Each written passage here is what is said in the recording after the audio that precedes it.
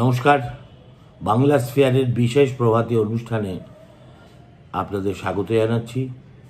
আমি জানি আপনারা এই সময় আমার কোনো ভিডিওর জন্য প্রস্তুত নন, তবু আজকে সকালবেলা ঘুম থেকে উঠে এমন একটা খবরের উপর চোখ গেল যে মনে হলো যে এই খবরটা সম্পর্কে আপনাদের অবহিত করা আমার কর্তব্য।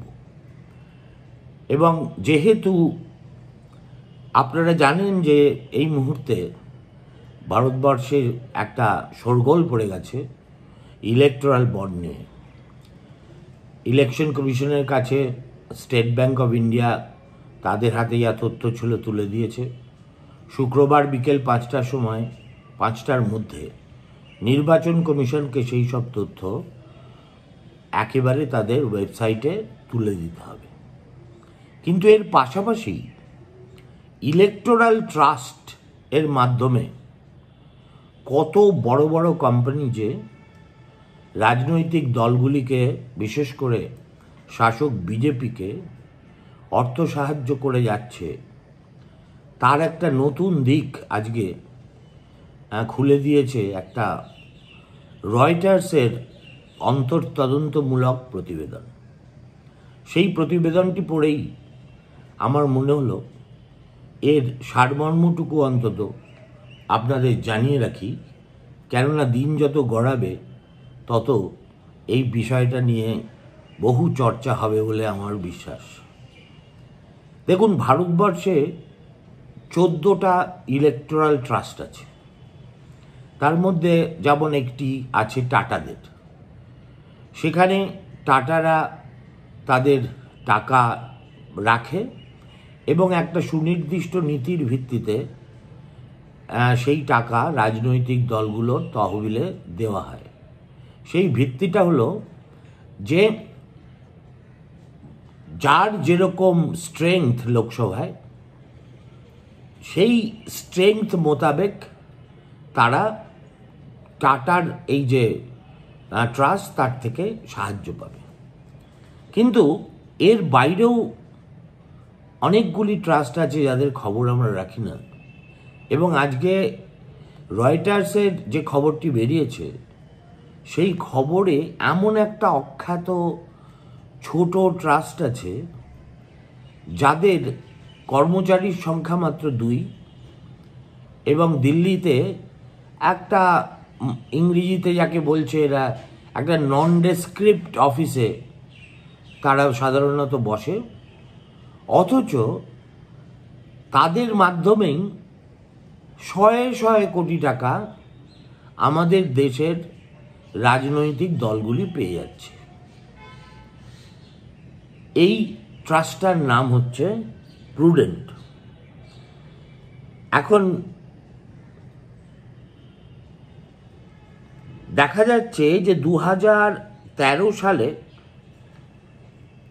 এই ট্রাস্টটি গঠিত হয়। 2013 থেকে আজ পর্যন্ত এই ট্রাস্ট $272 মিলিয়ন, প্লিজ আমাকে মার্জনা করবেন, $272 মিলিয়ন বলতে ভারতীয় মুদ্রায় কত টাকা বোঝায় সেটা চট করে আমার মতো অঙ্কে কাঁচা লোকের পক্ষে বলা সম্ভব নয়। তবু আপনারা হিসেব করে দেখবেন, এর মধ্যে থেকে 75% টাকা গিয়েছে আমাদের ভারতীয় জনতা পার্টিতে। এবং এই ট্রাস্টে যারা ডোনেশন দিয়েছে তাদের থেকে মাত্র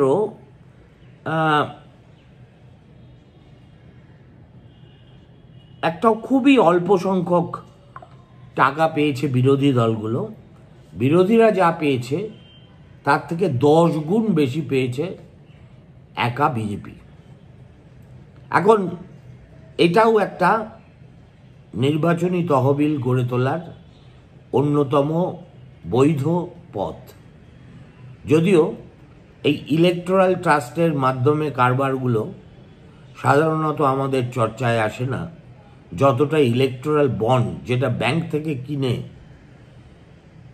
কোনো ইন্টারেস্টেড পার্টি রাজনৈতিক দলকে দিয়ে দেয় সেটা রিডিম করার জন্য। সেটা হলো একরকম ব্যাপার, এটা আরেক রকম ব্যাপার। দেখা যাচ্ছে যে এই যে ট্রাস্ট, সেই ট্রাস্ট গুলো কিভাবে কাজ করে, তাদের কর্মপদ্ধতি কি, সে সম্পর্কে সাধারণ মানুষের খুব একটা স্বচ্ছ ধারণা নেই। এখন এই যে ট্রাস্টের ব্যবস্থাটা, এটা কিন্তু 2013 সালে কংগ্রেস আমদানি করেছিল। লক্ষ্য করলে দেখা যায় যে যত খারাপ বিষয় নিয়ে আমরা মোদি সরকারের সমালোচনা করি, তার সব কিছুর সূচনা করেছে কিন্তু কংগ্রেস। পরে তাদেরই পাতা ফাঁদে তারা নিজেরাই পড়ে গেছে। এবং এখানে এই ট্রাস্টগুলো যারা টাকা দেয়, যেসব কোম্পানি এই ট্রাস্টে, তারা ট্যাক্স এক্সাম্পশন পায়। এর ফলে কে কত টাকা ট্রাস্টের মাধ্যমে দিল, তাদের আইডেন্টিটি বের করা না করা একটা খুবই কঠিন কাজ। এবং সেই কঠিন কাজটাই রয়টার্স যদি এই খবরটা না করত, আমি সকালবেলা এই ভিডিওর সামনে বসে আপনাদের কাছে বুলি কপচাতাম না।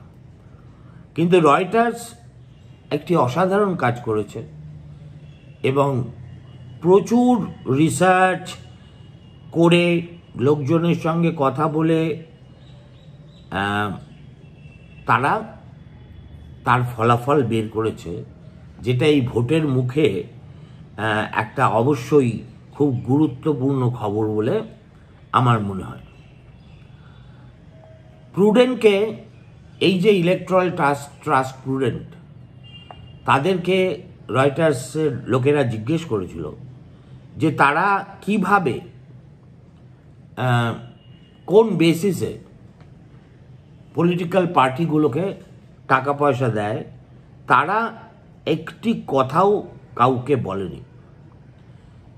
এই প্রুডেন্টের মাধ্যমে 2019 থেকে 2023-এর মধ্যে ভারতবর্ষের অন্তত 8টি প্রথম সারির ব্যবসায়িক প্রতিষ্ঠান $50 মিলিয়ন ন্যূনতমভাবে এই প্রুডেন্টকে দিয়েছে। এবং সেখান থেকে prudent 75% two BJP, rest to others, এই প্রপোর্শনে ক্রমাগত দিয়ে গেছে। এবার এই সবচেয়ে বেশি টাকা এই ট্রাস্টের মাধ্যমে দিয়েছে কে? এই যে তালিকাটা এরা দিয়েছে, তাতে দেখা যাচ্ছে যে অভিনন্দ ভেঞ্চার্স বলে এসআর গ্রুপের একটা কোম্পানি আছে। তারা 22শে নভেম্বর আর 23শে নভেম্বর 2022-এ 500 মিলিয়ন ভারতীয় টাকা দিয়েছে। Arcelor Mittal Nippon Steel Limited, এটা আপনারা জানেন, এটা আমাদেরই কলকাতার একজন অনাবাসী শিল্পপতির মিত্তালদের গ্রুপ এবং পৃথিবীর বৃহত্তম যারা ইস্পাত সংস্থা আছে তাদের অন্যতম। এরপরেই আছে, তারাও দিয়েছে 500 মিলিয়ন টাকা। তারপরেই আসছে সেরাম ইনস্টিটিউট অফ ইন্ডিয়া, যারা এই কোভিডের সময় ওষুধ তৈরি করে ভারত জোড়া কেন গোটা দুনিয়া জোড়া খ্যাতি অর্জন করেছিল। তারা মোট দিয়েছে 1 আগস্ট 2022-এ 400, 2 আগস্ট 100 এবং 17 আগস্ট 2.5, সব মিলিয়ে $502.5 মিলিয়ন। ভারতী এয়ারটেল মানে সুনীল মিত্তাল, তার কোম্পানি 13 জানুয়ারি 2022-এ দিয়েছে 250 মিলিয়ন টাকা। এরপরে আসছে Delhi aviation services, GMR Hospitality and Retail, GMR Air Cargo and Aerospace Engineering। এরা এই সব কটা কোম্পানি মিলিয়ে 2022-এর জানুয়ারি মাসে দিয়েছে 200 মিলিয়ন টাকা। আবার দেখা যাচ্ছে আর্সেলার মিত্তাল ডিজাইন এবং ইঞ্জিনিয়ারিং গ্রুপ 12ই জুলাই 2021-এ 500 মিলিয়ন ভারতীয় টাকা দিয়েছে। তার মানে যদি একটা দিয়েছিল 12ই জুলাই 2021-এ 500, পরেরটা দিয়েছিল 22শে নভেম্বর 2022 500, মানে 1000 মিলিয়ন টাকা একমাত্র এই আর্সেলার মিত্তাল আর্সেলার গ্রুপ থেকেই বিজেপির তহবিলে এসেছে। এরপরে future gaming and hotel services, তারা দিয়েছে 500 2021 সালের 24শে মার্চ। আবার দিয়েছে তারা 500 21 সালের 23শে মার্চ, 500 1000। অর্থাৎ future gaming and hotel services এরা তুলনায় অখ্যাত হলেও মিত্তালদের সঙ্গে সমানে সমানে কম্পিটিশন করেছে। এরপরে আসা যাক আমাদের কলকাতা স্থিত কোম্পানি সঞ্জীব গোয়েঙ্কার, যেটাকে বলে আরপিএসজি গ্রুপ। আরপি মানে আপনারা জানেন, এসজি মানে আরপিএসজি কলকাতায় খুব পরিচিত নাম। তাদের দুটো কোম্পানির মাধ্যমে 17ই মার্চ 2021 হলদিয়া এনার্জি ইন্ডিয়া এবং ফিলিপ কার্বন ব্ল্যাক 15ই মার্চ এবং 16ই মার্চ তারা $450 মিলিয়ন এই প্রুডেন্ট কোম্পানিকে দিয়েছে, যে টাকাটা তার পরের দিনই বিজেপির তহবিলে চলে গেছে। এরপরে আছে ডিএলএফ হোম এবং ডিএলএফ লিমিটেড। এরা 2019 সালের সেপ্টেম্বরে $250 মিলিয়ন টাকা তুলে দিয়েছে। সব মিলিয়ে তাহলে যে ফিগারটা দাঁড়ায়, সেই ফিগারটা কিন্তু ইজ এ হোপিং, আপনার যেটাকে বলে, আমি একদম গোড়াতে বললাম কয়েকশো মিলিয়ন ডলার। এখন এই যে এইভাবে এত টাকা পাওয়া যাচ্ছে, আমরা যদি সুপ্রিম কোর্টের এই যে ইলেকটোরাল বন্ড নিয়ে যে উক্তি, যে কোনো কোম্পানি যদি অনেক টাকা দিয়ে ইলেকটোরাল বন্ড কিনে সেটা কোনো রাজনৈতিক দলে যায়, তাহলে সেই সম্পর্কটাকে বলে purely business transactions made with the intent of securing benefits in return. এটা আমার কথা নয়, সুপ্রিম কোর্ট ইলেকটোরাল বন্ডের ক্ষেত্রে এই কথাটা বলেছিল।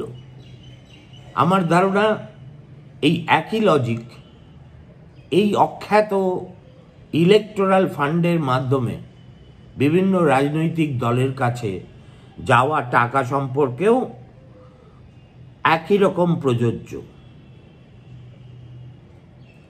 এরপরে আসে যাক টাটা গ্রুপের যে নিজস্ব ইলেকটোরাল ট্রাস্ট আছে, সেটাকে বলে প্রোগ্রেসিভ ইলেকটোরাল ট্রাস্ট। তারা বিজেপিকে 3.6 বিলিয়ন টাকা বিজেপিকে দিয়েছে। তারপরেই কিন্তু বিজেপির পরেই টাটাদের বদান্যতার তালিকায় রয়েছে কংগ্রেস। কংগ্রেসকেও তারা অনেক কম দিয়েছে, কিন্তু একেবারে হতচ্ছেদ্যা করেনি, দিয়েছে 655 মিলিয়ন রুপিস। এইখানে টাটার যে ইলেকট্রাল ট্রাস্ট তার সঙ্গে বাকিদের তফাৎ এখানেই। কেননা এখানে কোন অনুপাতে কোন রাজনৈতিক দল কত টাকা পাবে তার একটা সুস্পষ্ট নীতি এবং ভিত্তি আছে। সেই ভিত্তিটা হলো লোকসভায় কোন দল কত আসনে জিতেছে। কিন্তু এই ধরনের কোনো ভিত্তি প্রুডেন্টের আছে কিনা সেটা অনেক তন্ন তন্ন করে খুঁজেও রয়টার্স বের করতে পারেনি। অতএব এটাও যে একটা লেয়ার্ড ট্রানজাকশন, অর্থাৎ ডাইরেক্টলি আমি দেব না, আমি একটা ইলেকট্রাল ট্রাস্টকে দেব, সেই ট্রাস্ট তাদের নামে চেক কেটে রাজনৈতিক দলকে দেবে, তাহলে আমার যে পরিচয়টা সেটা গোপন থেকে যাবে। এই ফর্মুলাতে চলে এই সব তুলনায় অখ্যাত ট্রাস্টগুলি, যার মধ্যে একটি হলো প্রুডেন্ট, এবং তারা কি করে সেটা আজকে রয়টার্স একেবারে তথ্য প্রমাণ দিয়ে আমাদের সামনে নিয়ে এসেছে। আমি জানি আপনাদের মধ্যে যারা হয়তো অনেকেই আছেন যারা ধীরে ধীরে এটা জানবেন, কিন্তু তেমনি আবার আমার দর্শকদের মধ্যে একটা বড় অংশ আছেন যারা এই সব খবর চট করে নাগালের মধ্যে পান না। তাদের সুবিধার্থেই আজ সকালে আমি এই ভিডিওটি করলাম। ভালো থাকবেন। সন্ধ্যের পরে অবশ্যই আবার দেখা হবে। নমস্কার।